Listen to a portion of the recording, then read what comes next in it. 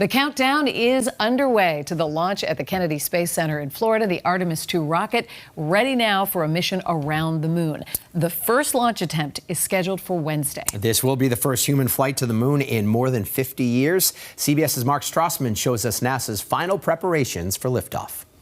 NASA's biggest moon moment in more than a half century could be 2 days away. We are getting very, very close. Sunday's update from NASA's Lori Glaze was unmistakably upbeat. Our flight systems are ready.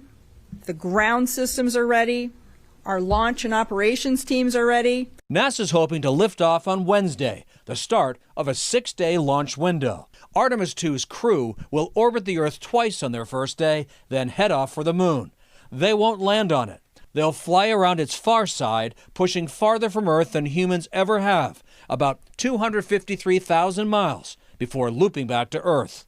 This 9-day mission ends with a splashdown off the San Diego coast, a practice run for an eventual moon landing planned for 2028. We do look at it as a test flight. Reed Wiseman is the mission's commander. We know we have to take risk. If we weren't willing to take risk, we'd never leave the planet. But it's one thing to intellectually say someone has to be willing to take that risk. Another thing to say, I'm willing to take that risk.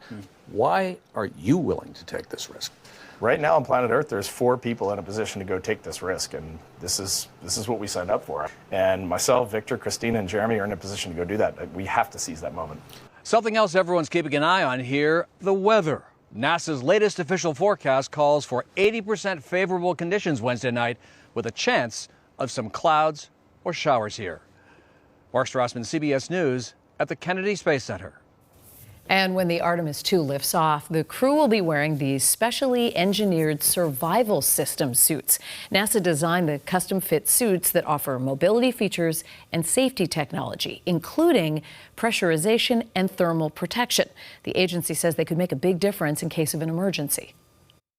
If something were to go wrong while you're in transit to the moon or in lunar orbit, they're designed to sustain you for that full duration of return. So they become your own personal-sized spacecraft that can last up to 6 days.